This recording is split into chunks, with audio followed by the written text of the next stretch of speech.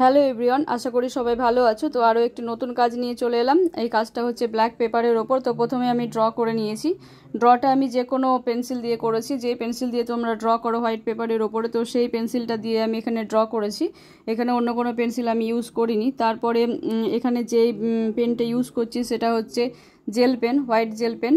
তো এই পেনটা দিয়েই করব এই পুরো কাজটা। প্রথমে ভেবেছিলাম যে কালার দিয়ে হয়তো করব, কিন্তু তারপরে মনে হলো যে ব্ল্যাকের ওপর পেনটা বেশ ভালোই ফুটছে, তো একটু অন্যরকম করার জন্য এই পেনটা দিয়েই পুরো কাজটা আমি করব। তো প্রথমেই দেখো যে মা কালীর যে চোখ নাক মুখগুলো মোটামুটিভাবে করে নিলাম। তারপরে চুলগুলো দেখো যে বেঁকিয়ে বেঁকিয়ে করে নিচ্ছি। এরপরে যে অলংকার কিংবা চুড়িগুলো রয়েছে সেই চুড়িগুলো করে নিলাম। এখানে দেখো মুন্ডমালাটার জন্য আমি গোল গোল করে নিয়েছি, আর হাতের যে চুড়ি এবার কিছু অলংকার রয়েছে সেই অলংকারগুলো করে নেব। তো এইভাবে আস্তে আস্তে যে বর্ডারগুলো হয় সেই বর্ডারগুলো আস্তে আস্তে টেনে নিচ্ছি, যাতে ছবিটা পুরোটা হাইলাইট হয়ে ফুটে ওঠে। এখানে দেখো একটা বাটির মতো করা রয়েছে, ওপরের যে মুন্ডুটা কাটা রয়েছে সেখান থেকে যে পড়ছে সেখানে সঞ্চয় করার জন্য। তো এইভাবে হাত মুখগুলো বর্ডারগুলো করে নেব। সেখানে একটু চোখ নাক মুখও করে নিয়েছি, যাতে সেটা বোঝানো যায় যে সেটা মুন্ড। এখানে গোল গোল করে রেখেছিলাম সেটা মুন্ডমালা।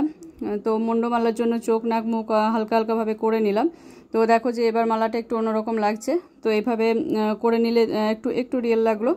এইভাবে দেখো যে চুলগুলো একটু বেঁকিয়ে বেঁকিয়ে করছি, একই রকমভাবে বেঁকিয়ে করছি চুলগুলো। প্রত্যেকটা চুলগুলো সেই ঢেউ খেলানোভাবে বেঁকিয়ে বেঁকিয়ে করা হচ্ছে, তাহলে চুলটাকে আরও বেশি সুন্দর লাগছে। তো এখানে দেখো যে কীরকম ডিজাইন করা যায়, খুব থেকে একদম সহজ ডিজাইন, যেটা ফোটা ফোটা দিয়ে রেখে দিয়েছি। তবে ফোটা ফোটাটা বেশ ভালোই লাগছিলো, ব্ল্যাকের ওপরে ফুটছে। তো এইভাবে দেখো যে আগে যে বর্ডারগুলো হয় সেই বর্ডারগুলো করে নিচ্ছি। তারপরে যে পেজে যেটা অংশ করলাম নিচের অংশটুকুটা, সেটা হচ্ছে পেছনে থেকে চুলগুলো ঝুলছে, তো সেই চুলগুলোই এখানে করা হয়েছে। চুলগুলো সব বেঁকিয়ে বেঁকিয়ে করেছি, প্রত্যেকটা চুল একই রকমভাবে করা হয়েছে। এখানে যে ত্রিশূলটাকে আমি একটু হোয়াইট জেল পেনটা দিয়ে ভরিয়ে দিলাম। তারপরে এখানে যে স্টিকটা সেটা একটু স্কেলের সাহায্যে করে নিলাম, যাতে বেঁকিয়ে না যায়। তো এইভাবে আস্তে আস্তে আমি পুরো ছবিটাকে আমি রূপ দিলাম। নিচে প্রথমে যে শিপটা ভেবেছিলাম করব না, তারপরে মনে হলো যে না, শিপটা করে দিই, ভালোই লাগবে। দেখো যে শিবের জন্য যে রুদ্রাক্ষের যে মালাগুলো সেগুলো গোল গোল গোল গোল ডট করে করে নিচ্ছি। তো এইভাবে হাত মুখ এইভাবে সব কিছুই আস্তে আস্তে করে নিচ্ছি। এখানে যে ত্রিশূলটা করছি সেটাও একটু স্কেলের সাহায্যে করে নিলাম, যাতে বেঁকিয়ে না যায়।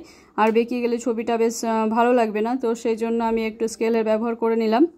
তো এখানে দেখো যে পাগুলো করে নিচ্ছি, পায়ে যে ডিজাইনগুলো রয়েছে সেই ডিজাইনগুলো করে নিচ্ছি। তারপরে এখানে নর্মালি ডিজাইন করেছি, যাতে খুব বেশি কঠিন ডিজাইনে আমি যাইনি, খুব একটা নর্মাল যাতে সহজেই করা যায়, এবং একদম সিম্পলভাবে ছবিটাকে করা হয়েছে। এখানে দেখো যে একটু যে অংশগুলো মনে হচ্ছে যে করে নিতে হবে, তো সেই অংশগুলো করে নিচ্ছি। প্রায় ছবিটা শেষের দিকে। তো কেমন হয়েছে ছবিটা অবশ্যই জানাবে। দেখা হচ্ছে অন্য কোনো ভিডিও নিয়ে। ধন্যবাদ।